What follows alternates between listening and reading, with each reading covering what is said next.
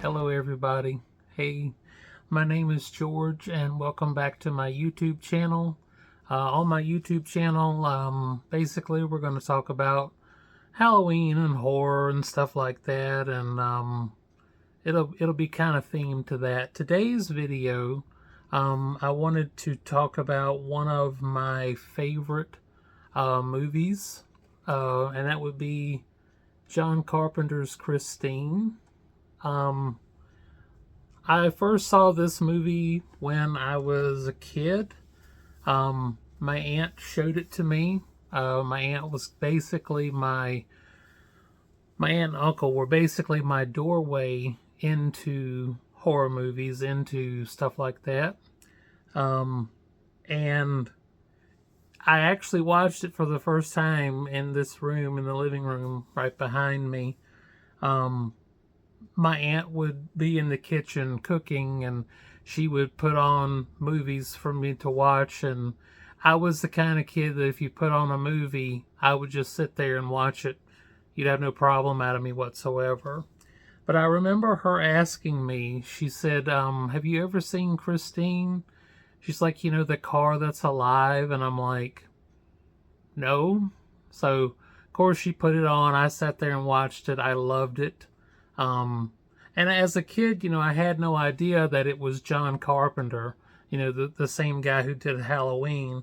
But as I got older and I could understand, who did what film and everything, I'm just like, that's awesome. Um, but I really like this movie. I love, the story. Obviously, it's a Stephen King story.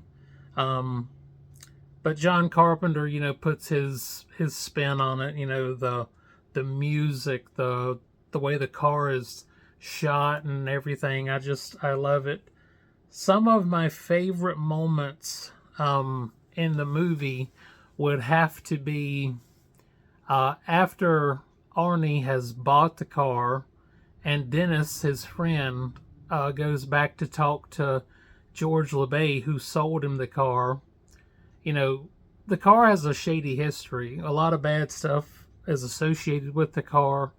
And so Arnie's friend, Dennis, goes to talk to George LeBay about it.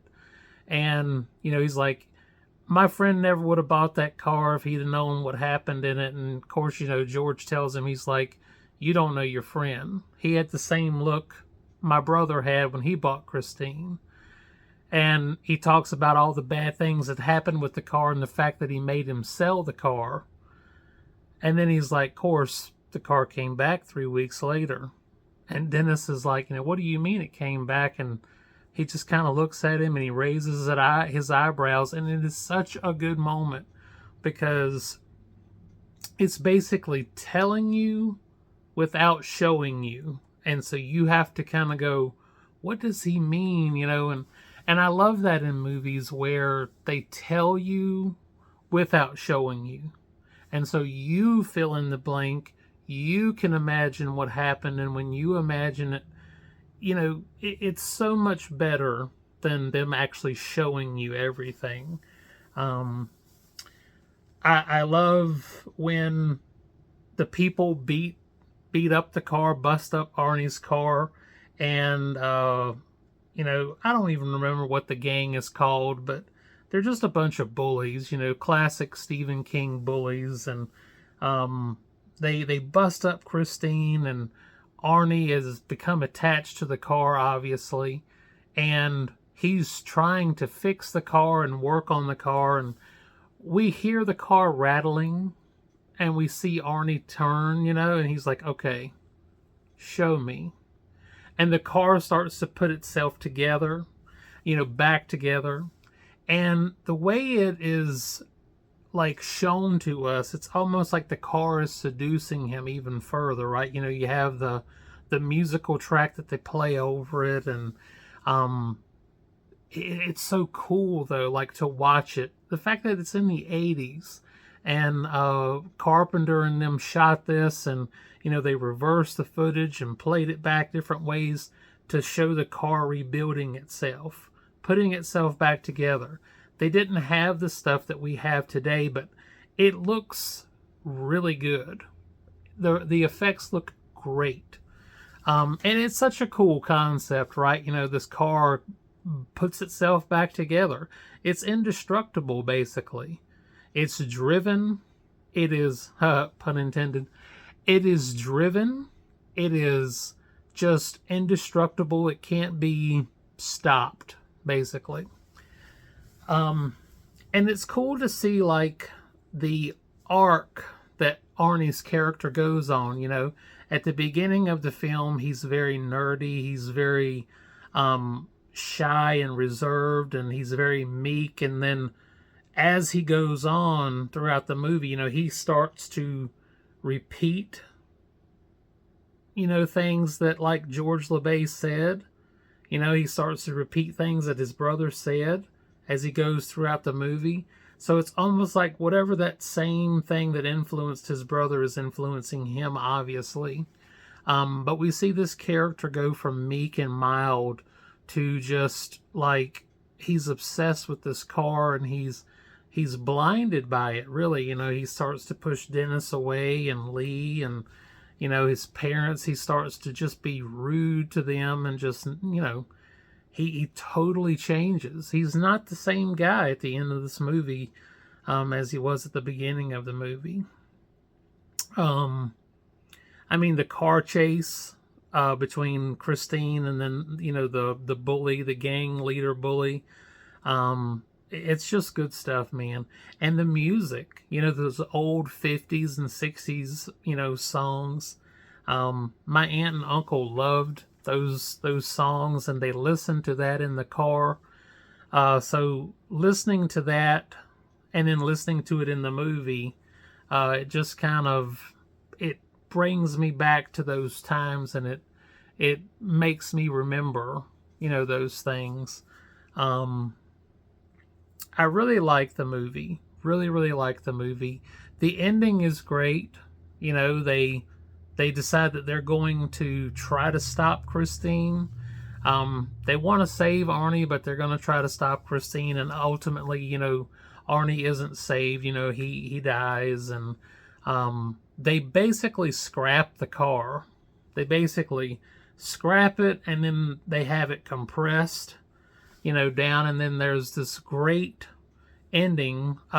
There's almost like a false finish if you're a wrestling fan, but there's a false finish where they're all standing there, and you see the car get compressed and dropped, and you hear, you know, Richie Valens' song coming from the radio, and then you just happen to see this employee walk by with the boombox on his shoulder. But it's a great false finish because you're like, whoa, the car, but it's not. And then they do this great zoom in, and you see one of the pieces kind of bend and move, and they play Bad to the Bone. So it's just a fun ending. It's a fun movie. One of Carpenter's best, in my opinion. I know so many channels I watch, they always talk about Carpenter, and they talk about, you know, Halloween's his best, and then the Thing, or they'll go The Fog. And I understand those are great movies, but for me, and what I was exposed to as a kid, and like what the movies I watched, I would go Halloween, and then I would go Christine, because that's just my two favorite John Carpenter movies. So I really like this movie. If you haven't seen it, I would give it a shot. So it's really fun. I was able to snag this copy on Etsy like maybe a year ago, and it still has the plastic on it. I assume you can see it. But yeah, this is such a cool movie, cool concept. You know, and I have such good memories of this movie, and it makes me think about, you know, simpler times. And it's funny because a lot of my memories are associated with horror movies. You know, some people say, oh, horror movies are, you know, the worst, but I have good memories associated with them.